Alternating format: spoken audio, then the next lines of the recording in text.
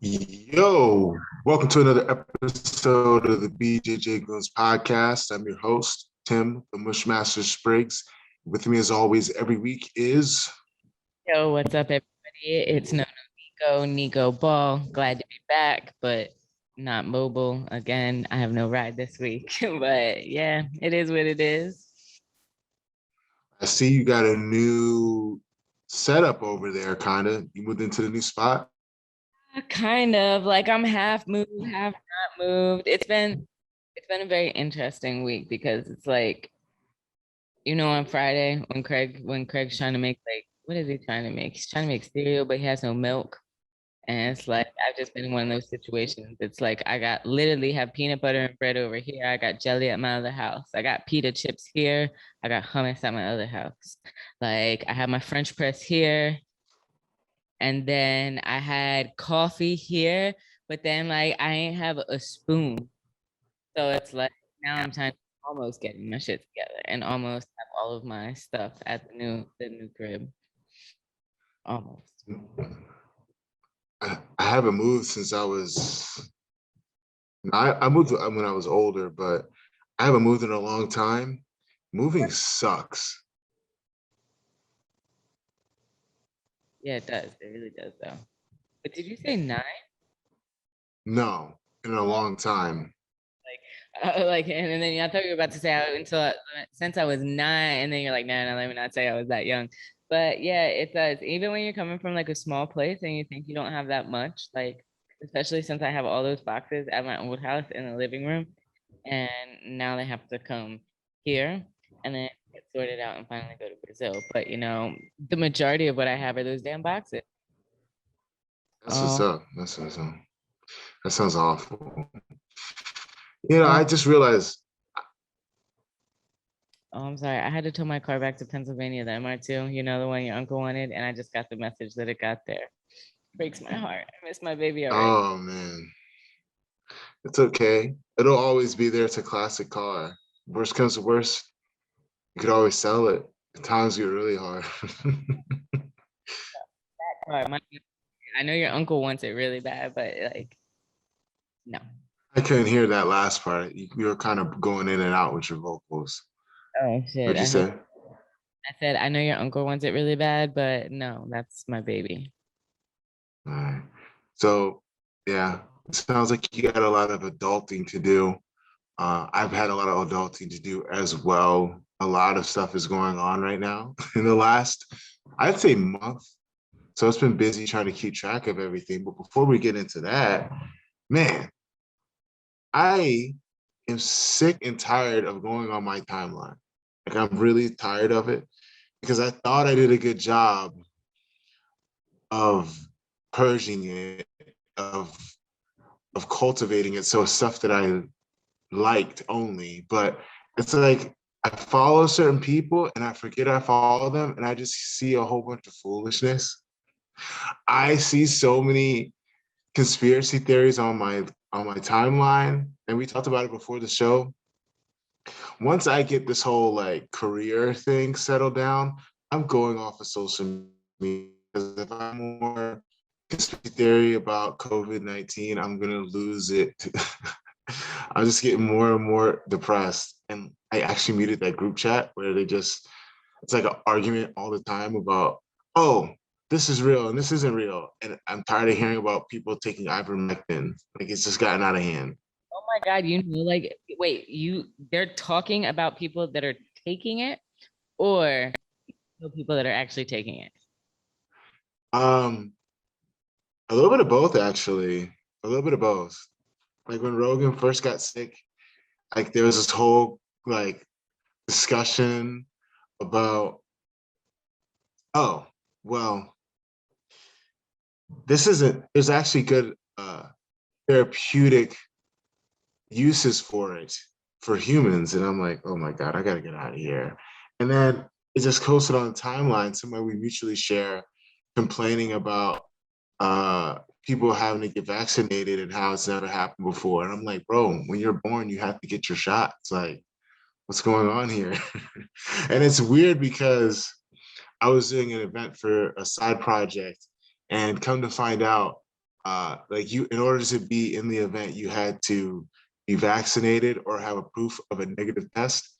And one of the people there, like, was trying to get away with going in there without having it and got pushed away, like taken out of it. I'm like, wow, like it's like really bothering me because it's not like just something that only affects you, it affects other people. And like people are just so gung-ho about it. I'm like, man, I should really just stay back inside and avoid all people at all costs. It's getting to that point, and then like I'm glad I sent it to you because I couldn't remember where it was posted. But Robert Drysdale said he's like, please stop saying you researched it. You didn't research anything, and it's highly probable that you don't even know how to do so. Did you compile a literature review and write abstracts on each article, or better yet, did you collect a random sample of sources and perform independent probability statistics on the reported results? No. Did you at least take it? I mean, it's crazy. It's like all of that things like that actually go into research. Like, so all these people that are be like, oh yeah, it's because you're fat, it's because you're this or because you're that. It's like you believe these statistics telling you that people are dying of COVID because they're fat, but you don't believe any of the research or the statistics coming out on the actual vaccine. And it's like, I mean, people are really crazy. I can't believe you actually know people that are taking. I can't even pronounce that thing. The ibuprofen. Yeah, it's pretty nuts. Yeah, the people in the group or just people that I know are super gung-ho about it. And I just think it's crazy that, you have a viable vaccine there and they just refuse to take it anyway, do everything else except take the easiest path to victory. Yes. And in a sport where it's you're supposed to defer to experts, it's emphasized. That's been a big motto since I started training in the team. And then my martial arts journey is that I should defer to experts, but it's totally different. But No, you they know, make they make some good memes, but like I thought it was just memes. I thought it was just comedy. It's really interesting when it hits close to home and you see friends that are so adamantly anti-vax and they post the craziest things that they don't even seem like real or researched in the least bit. And then also knowing like people that are getting COVID, that are dying of COVID, healthy mhm. people that have been on ventilators. So it is kind of scary to see that. And another issue that I have is that we participate in a sport that's close contact. And even though you can be vaccinated, you can still catch it and potentially spread it. It's kind of been an issue of principle. You know what I mean? It's like it's a very big dividing line I see within the jiu-jitsu community, and rightfully so, because at some point it's going to be about liability, correct? Like at a certain point, are people going to, I guess, hold a grudge against people if there's an outbreak? Because people put their whole lives on social media. So let's say hypothetically, someone catches COVID and then brings it to the school and they're one of the people that are super anti-vax online. Are they going to be held accountable in the gym? Or people are not going to want to roll with them? Will they get kicked out of the gym? This is some things I just been thinking about lately, just with how things are pretty much back open. And a lot of people, if they had the opportunity to get vaccinated, got vaccinated. And a lot of people who are super anti-vax either are not even wearing masks in public or they're continuing to train and are steadfast in their beliefs. I always wondered about that. Would you hold a grudge against somebody that did something like that? Like an anti-vaxxer is in your gym and they're loud about it, and then all of a sudden there's an outbreak? Um, I don't I don't know if it's necessarily like, well, I don't know if it's necessarily the anti-vaxxers, just the anti-vaxxers for me, because if you think like every time I see all these people from like competitions and everything going out there with like no mask and like people that I know are going to that are unvaccinated and trying to fake cards, or the type of people that are unvaccinated that would just lie and say that they are and have their masks off. Like that's the kind of thing that worries me. And like, so that's why, like, we went, why I asked Master Donnie, I was like, are y'all even allowed, like, is Master Lloyd around y'all? And he's like, no, we had to quarantine. They had to, when they all came back from PANS, they had to quarantine for 2 weeks and get negative tests. But it kind of depends on like whatever gym or whatever environment you're in. And I still really haven't been out that much, you know? I haven't been into any of those other than Randoria, which was still a little bit smaller because it was a super fight. I mean, like, who's number one? Again, like, a fight. But like all these people that are going to PANS, Atlanta Open, like they're traveling all over the place. That to me is just weird in itself, whether they're anti-vax or not. Mm. And it's very interesting how different countries are handling it, because it's going to influence the jiu-jitsu scene. There's so many great talent outside the States. There's so many great talents all over the world that potentially won't have an opportunity to compete at Worlds. And I was at the gym the other day and they were talking about how there might not be a Worlds this year again, just because you can't get the Brazilians in. Let's just say it like that. Like, the rules are different depending on what country you're in. They might postpone it for another year, which is insane. But hopefully it gives me enough time to train if I so decide to do it, because we're talking about real life things here, and there is real life outside jiu-jitsu. I cannot hear a word you just said. You really, really not retired then?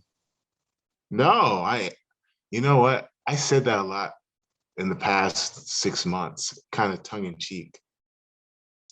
So yeah, I'm not, because I'm competing. I'm competing. Well, by the time you guys see this, the competition will be just over. Like, we'll have just finished.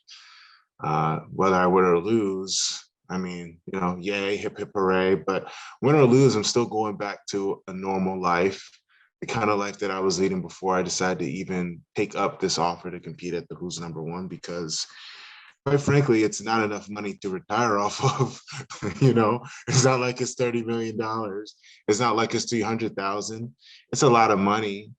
But regardless, I'm going back to a normal life. And like I said, for you though, pardon?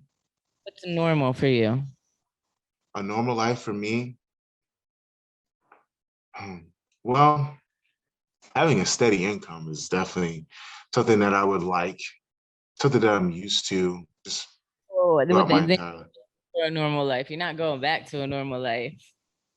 I mean, as an adult, I've never lived a normal life in that I have a 9 to 5. I have a set income that's reasonable. Like, there was a time when I worked at places and it was garbage pay. So yeah, with that being said, it wouldn't be me going back to normal life. But I am around me and the influence in my life. All these people have real ass jobs. When I started doing jujitsu, I wasn't a full-time athlete. I was a student in high school, then a student in college, and I was very successful despite that. And I kind of think in hindsight that it helped me because I needed balance. I don't believe in astrology, but my sign is Libra. And it's a scale, you know, it's a scale that's always seeking balance. And I think it's important in life to have balance. Some people need it, but I think a lot of people need it. But in jiu-jitsu, it's kind of unbalanced, where a lot of people, they just put all their eggs in one basket. Some people don't have a choice. I think a lot of people do and pretend that they don't. But I think that I had success despite it because I needed that balance. And since I kind of stopped doing jujitsu as a job, COVID kind of kick-started it because I lost everything as far as a career.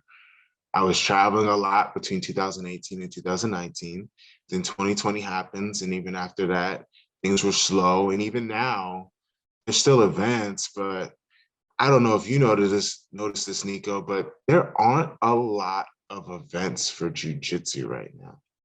Oh, And I mean, people say like, oh, we're doing this tournament and this tournament. And it seems like people are getting up. If you put perspective, it's not a lot of competitions and it's about something else to do. And it's forced me to consider life with balance and having a normal life, balancing real life with this jujitsu life while periodically competing a black belt. And it's a challenge, I think. It will be seen. It will be seen this weekend how it works for me. I tend to think that most of the people that compete now are trying to balance that because a lot of the top guys have gyms, they have other responsibilities. And as I've said in other interviews and online before, just discussions with other guys, jiu-jitsu isn't a professional sport yet. It's a art form that has people that are very good at it and very dedicated, but as a professional sport, we can't say that because no one makes a living just from competing. The financial structure of the sport is not as such. I could be wrong. There may be exceptions. There's always exceptions to the rule, but I still feel this way. However, I just think it's very difficult to balance, and it's just new to me. So that's what I've been dealing with since really the it is. start of the terrible year of 2020, I'd say. It is a really hard balance. And speaking of which, like one of the patrons asked, like, what does your normal training schedule look like? And then maybe now, since you're talking about this change, like if you're talking about pursuing like a real job and like still doing jujitsu, but like occasionally, what do you think your training schedule would look like? Hmm. Depending on what I have going on, because I have a side job, I have a side hustle, and the schedule varies from time to time. Typically, I end up working in the mornings really early or earlier, but by the time the early afternoon rolls around, I'm kind of free, and my evenings would be free to do whatever. So So I early, would Tim is early. red tops is what I'm hearing. You keep saying side hustle, and I'm wondering if it's the secret thing or if you actually have like another side hustle. Because I know you were selling stuff with like Rico before. So Selling legal stuff like athletic stuff, like sports apparel. Uh yeah, I was doing that, but then I just found a side job, like a little part-time thingy that paid pretty well.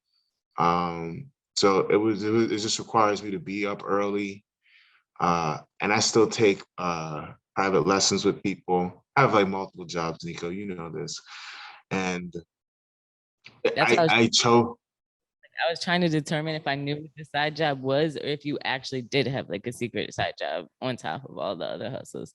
Private students, got that, Oh, I got a new side hustle, and it requires me to wake up early in the morning. It's completely legal, folks. Don't go snitching on me about something that isn't true. And it requires me to wake up early, and it gives me a lot of flexibility in the evenings to handle my business, whether it's lifting weights on top of training jujitsu. And the way my schedule has been lately, I have been splitting my time with my different projects. And it's required me to have a lot of quality training sessions. So there's times where I'll train like 5 times a week, uh, depending on what's going on with my side hustles. But every training session, I make sure that I get quality.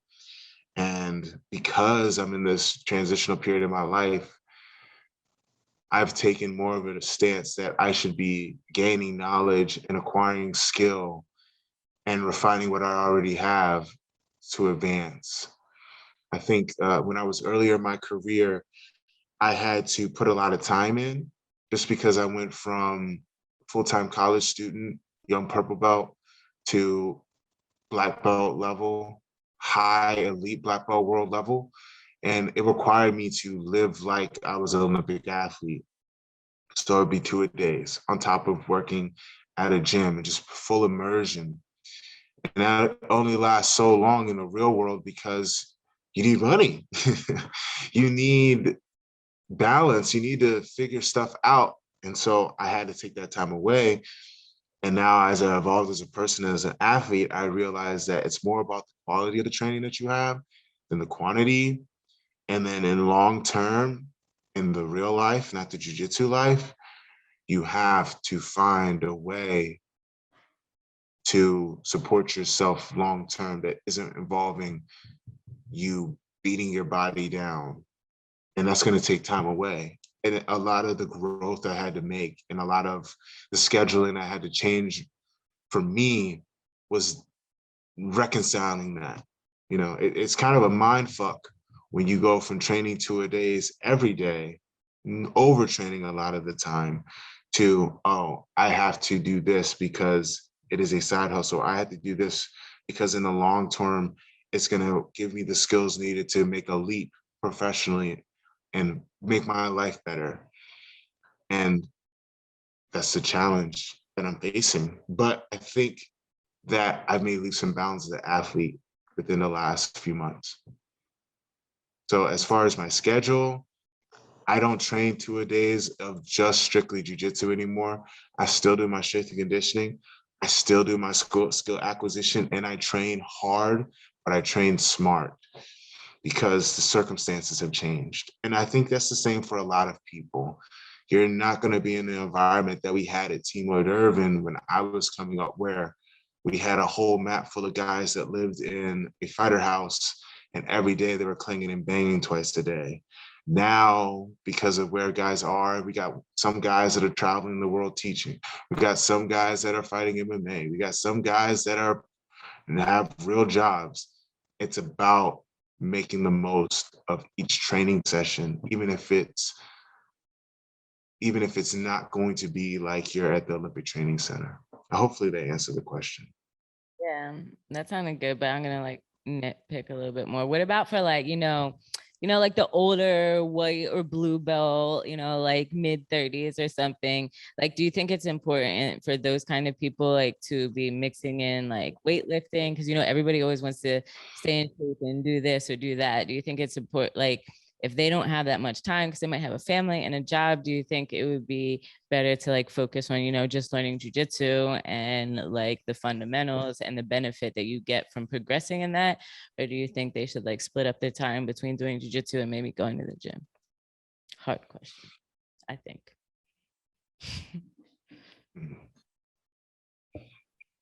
Because how many people, while you think about that, how many people that I hear also that are like, oh, I want to start like either kickboxing or fighting or jujitsu, but I need to get in shape first.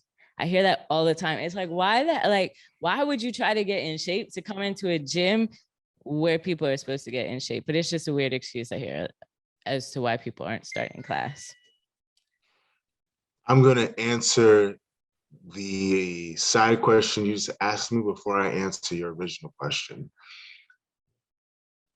As far as getting in shape to do jujitsu, you're never going to get in shape to do jujitsu. You're never going to be able to lift enough weights, run enough miles, skip enough rope to prepare yourself for a jujitsu class, let alone a roll against someone that knows what they're doing. So no, you can't get in shape for jujitsu. You just have to do jujitsu. To answer your original question, what should they do? Should they just go all in on the martial arts aspect of physical fitness and forgo the weightlifting? I say no. I believe that you need to balance what you're doing. You did say that. I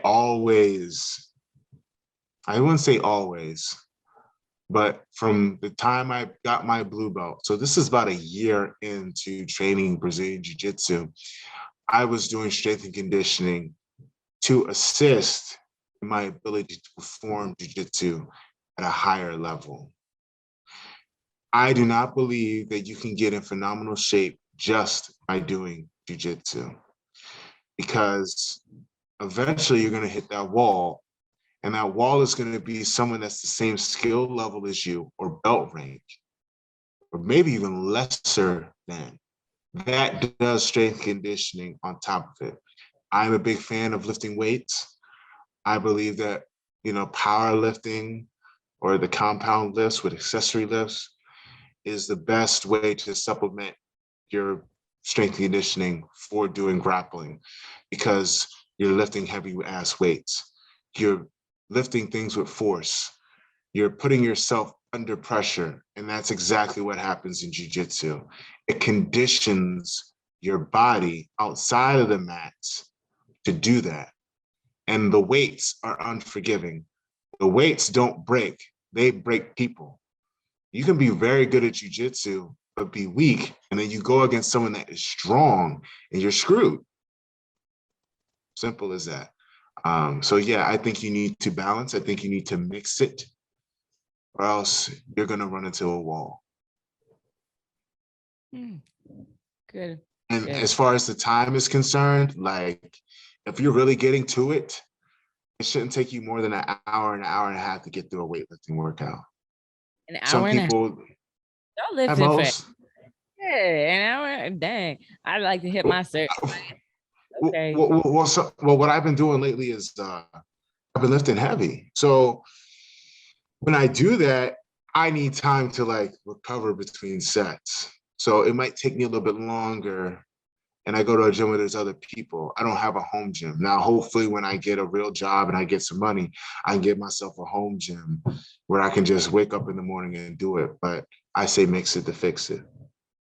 All right. Yeah. Mix your jiu-jitsu with the conditioning. Hit him up, man. I see his little program. He just dropped his new website. He be, hour and a half. God. It's not that long. An hour and a half goes by quickly if you're hitting the iron hard.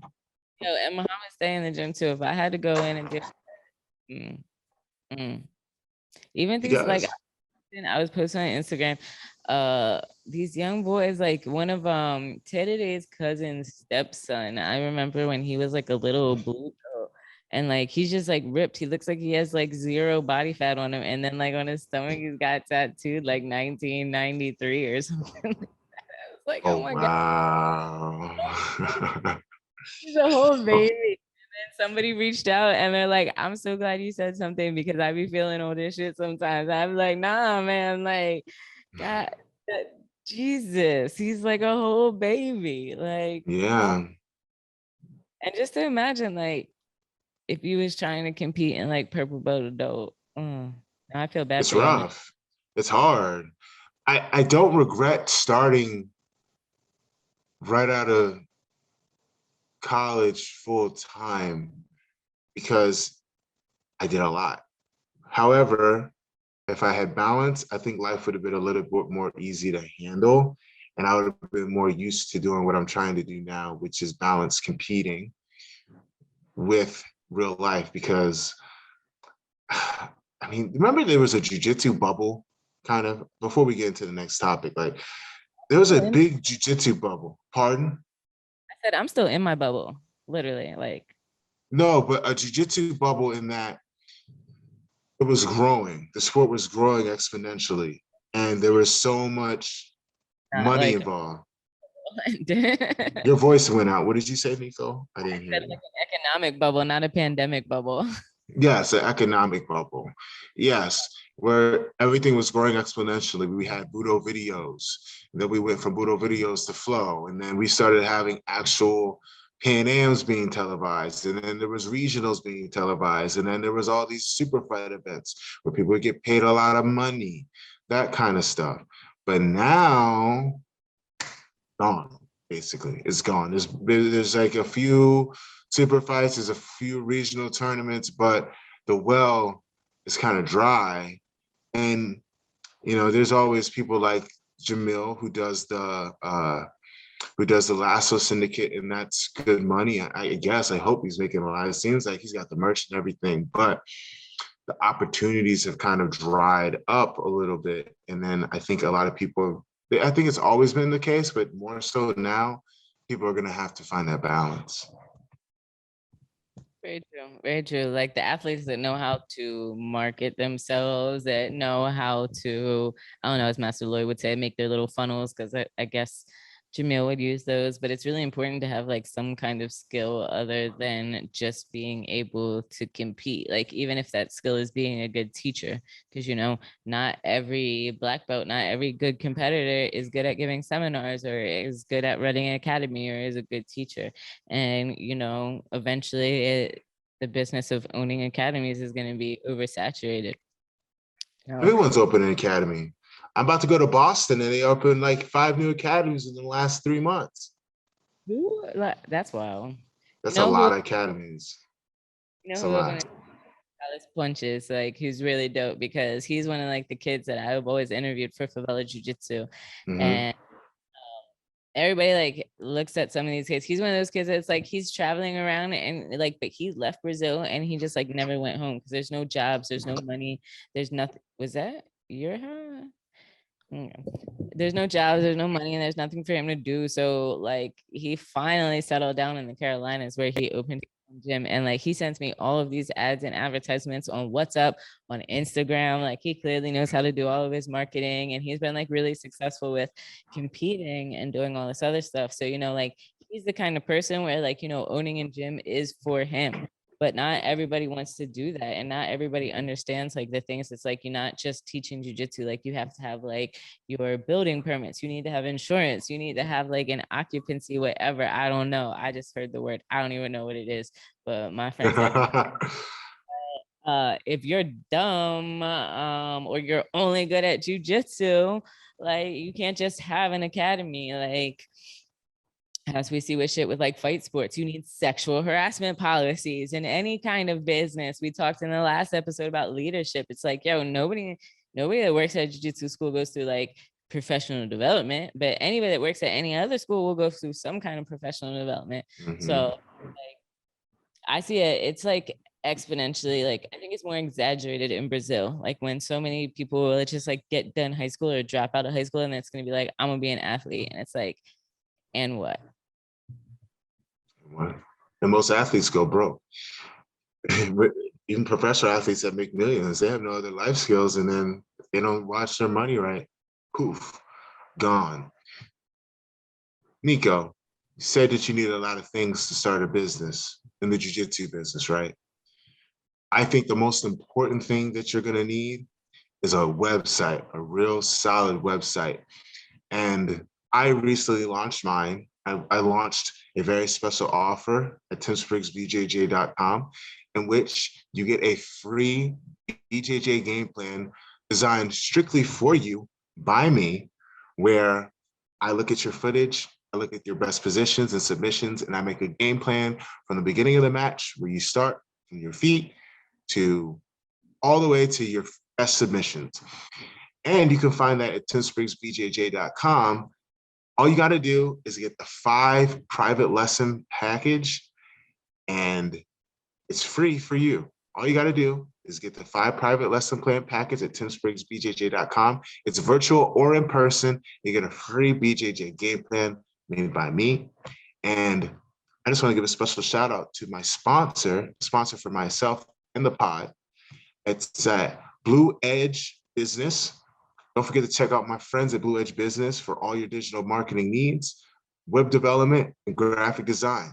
They can help you with anything from Facebook and Google ads to websites like mine and landing pages. So tell them I sent you for a very special discount. And that's all I got to say about that. You need a website. Shout out to Federico. He helped me out. That was a flawless transition, just like the work they do.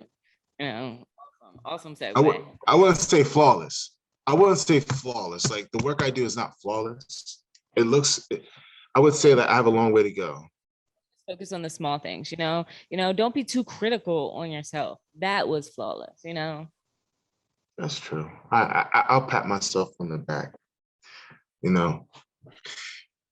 And earlier in the show, like we talked about competing at a high level and how it can be stressful, you know? Like it is very stressful. And it's hard to find balance when you're trying to be the best in the world at something. And although I went through a lot of stress competing in jujitsu, jujitsu has nothing on world-class gymnastics. Even regional gymnastics, it's very difficult. When Simone Biles came out over this past summer discussing her mental health issues and how much pressure she felt and how she had the twisties, I saw a lot of the jiu-jitsu community poo-poo her, talk shit about how she was mentally weak. I mean, we're talking about arguably the greatest athlete in the history of the United States being mentally weak. I mean, it's a joke, and it's coming from people that participate in a martial arts that isn't really a professional sport. And one of the things we talked about was how her whole life has been dedicated to a sport and to a team that didn't really treat her humanely. Her and her teammates were abused. And this past week, the women's gymnastics team, not all of them, but a lot of the notable participants on the women's gymnastics team for the United States, a lot of Olympic medalists and gold medalists, world champions, went to a Senate hearing and discussed how when they made their reports to the FBI about the abuse that they were having at the hands of Larry Nassar, they were basically ignored for a year. And what I learned today was another 70 young men and women, I think young men and women, but I'll just say both because boys get molested and abused too, were abused within that year until they finally decided to do something. It's And it really brought documentary, and I didn't realize, like I knew about Larry Nassar and I heard about all the cases, but I didn't know about their coaches and just like the abusive culture of the coaches pushing them.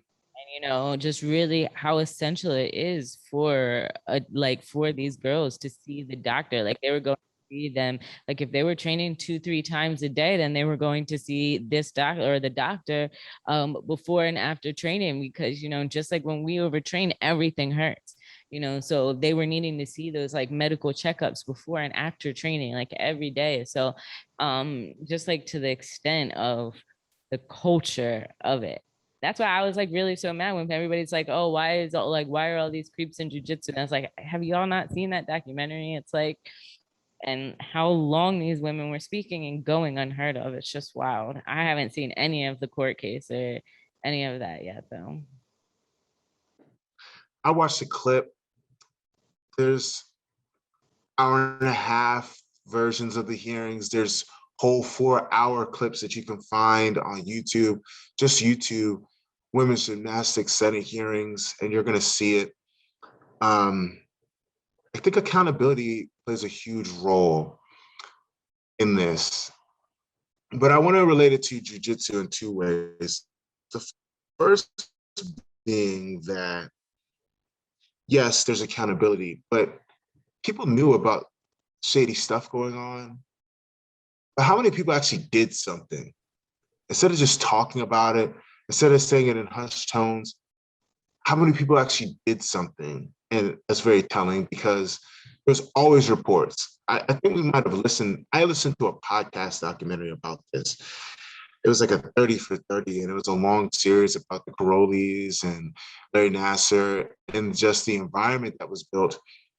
But I just think it was built in gymnastics and elite sports where the gold medal takes precedent and everything else is secondary. And then once everything has been accomplished or once everything's over, people want to pile on and say, oh, it's wrong.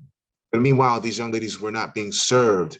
And now it's been a year or several years after this man was convicted, and people said it was awful. People said USA gymnastics should change.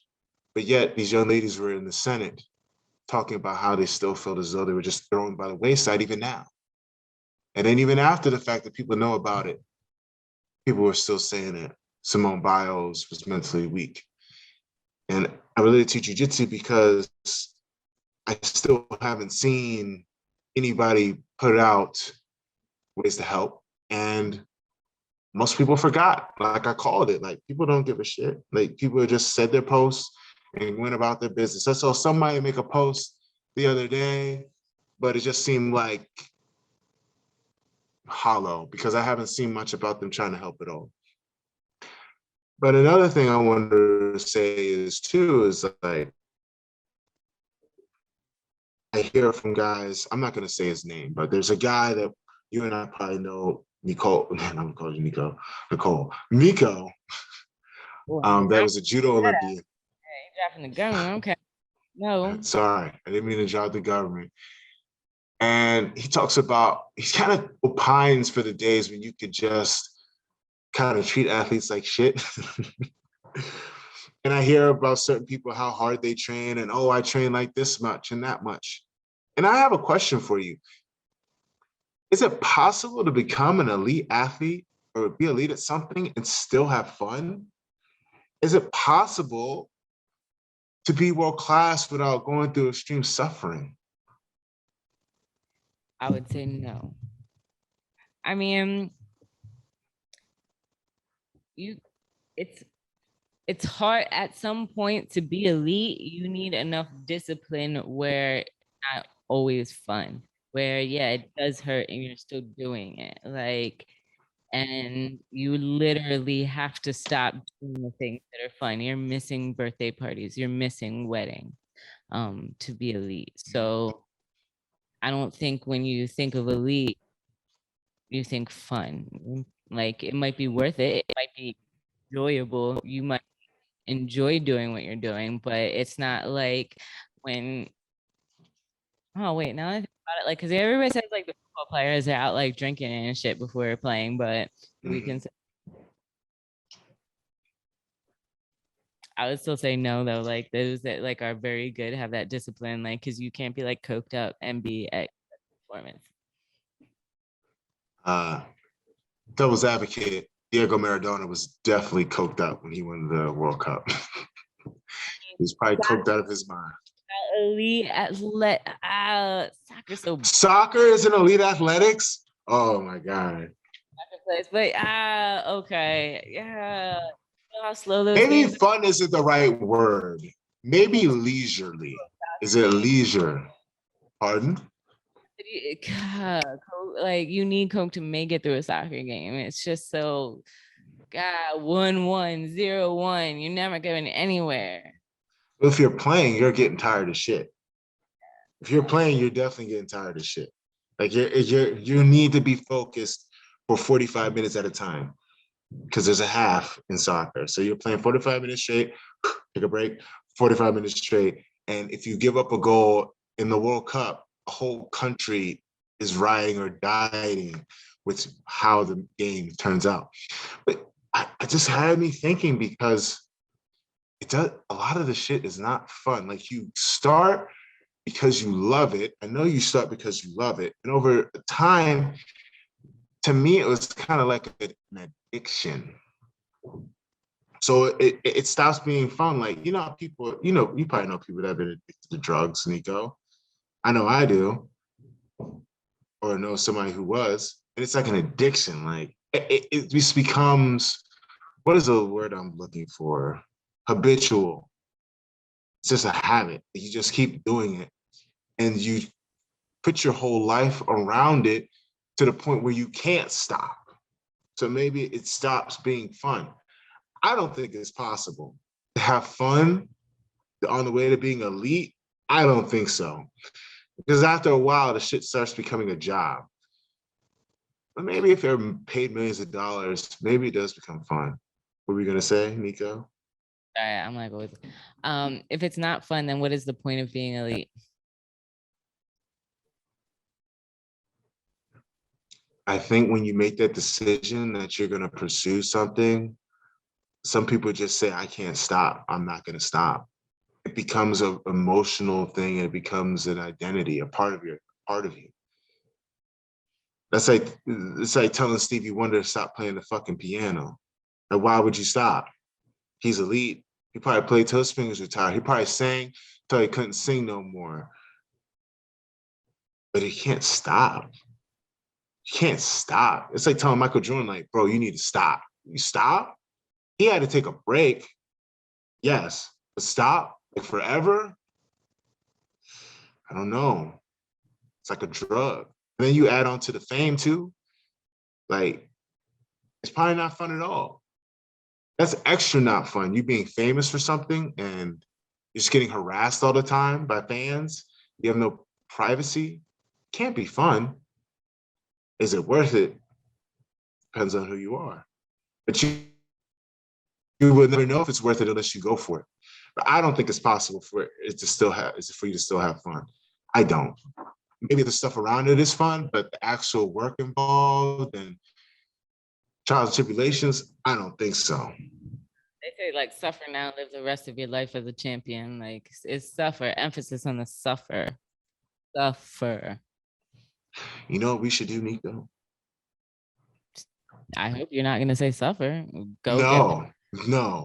What I think what we should do is have a town hall for our Patreon members, and we invite former athletes to sacrifice a lot with varying degrees of success and ask them what they think. I think that would be an excellent topic for a Patreon town hall. Sorry, if you can see, I feel like I'm about to sneeze, but yeah, that would be a great idea. And then there was one guy that we were talking to that was like actually interviewing a whole bunch of professional athletes that were now professionals in other fields. So he would be a great person to hit up, see if he knows anyone that would like to do that. That would be really cool. Absolutely. Now, I have a little black belt wisdom to give you all, but before I do, I got to say something. This is really important, okay? If you're going to be a professional, if you're going to be elite at anything, whether it's jiu-jitsu, whether it's being a fashion designer like Nico is, whether it's being a world-class podcaster, you need to eat. We need to eat to survive. You can't have your stomach growling while you're on camera, while you have a microphone in front of you. Nico's eating right now. So some of us are not lucky. They don't have a girlfriend or boyfriend to cook for them. You know, some of you don't have time to cook, but you still want to get good food. So with that being said, I want to say that you should check out John's Fit Meals. That's right, John Fit Meals. John's Fit Meals. Go to johnsfitmeals.com for some high quality food. Check this out, all right? So here's how it works. You go to johnsfitmeals.com, okay? You go to their website and you order food. Every week, they have a different menu. So this week, Nico, I had taco salad, okay? I had the taco salad. Every morning, I eat their breakfast burritos. Like, man, the breakfast burritos are dope. I love it. So go to johnsfitmeals.com. Use the promo code BJJ GOONS for a very special discount. That's johnsfitmeals.com. Nico, did you get to try it out yet? I sent you the promo code. I know you did. And you should see me here eating tacos that are not from there. No, I've been like caught moving and the surgery and not being able to get anywhere or knowing where my actual mailing address is. Oh my goodness. Well, like I said earlier, moving sucks, but it's okay. It does suck, doesn't it? It does suck. But you know, what doesn't suck is when you get some black belt wisdom from a black belt world champion. I'm just saying, like, that doesn't suck. So today's black belt wisdom is about a topic that I think is very important, especially in today's era of cancellations, borders being shut down, and just all around confusion about what constitutes the best form of jiu-jitsu and who's real and who's not. For today's black belt wisdom, I just want to let you guys know there's no asterisks on a world title. There's no asterisks. If you don't know what an asterisk is, it's the little star that they put next to Barry Bonds' records because he got busted for steroids. Or they tried to, but they never proved that he actually did it. Oh, burn. Okay. I'm not burning. Hey, let me tell you something. That was a great example. That was a great example. Before he did steroids, as a Hall of Famer, it just became OC, like overpowered afterwards. But whether it's gi or no gi, no matter who shows up, when you go to the tournament and you compete in the Worlds or the Pans, you're a champion.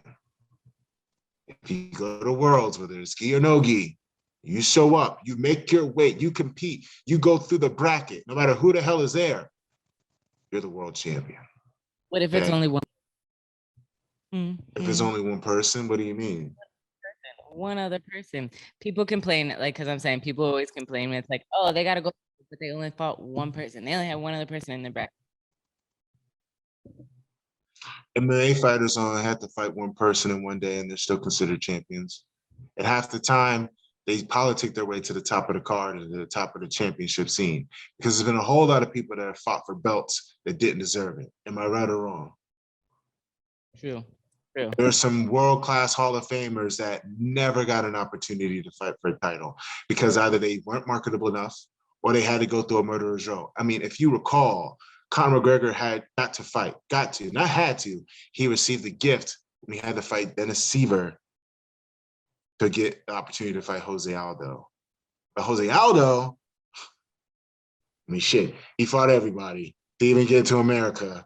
And then he had to fight everybody when he got here. I mean, the list goes on and on. So, yeah. And for women, I had a scholarly article and a literature review with that response. But yeah. Pardon? I said, you almost like came back with like a literature review with that. I was like, but what about, and then you cited examples from MMA. That was very well thought out. Oh, yeah.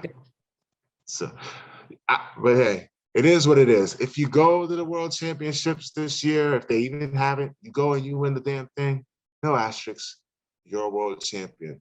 I know it's not fair, but life isn't fair. And shit, we live in a sport where they don't even drug test at the world. What? They drug tested the world, but you know it's coming. So, hey, it is what it is. But that is my black belt wisdom for today's show. Nico, anything you want to add? Anything you want to tell the people before we wrap? No, I got one more. I did. Another big complaint I got. What about the person that goes to World, has nobody in their weight class, but then let's say they win absolute and they're like, oh, I got double gold.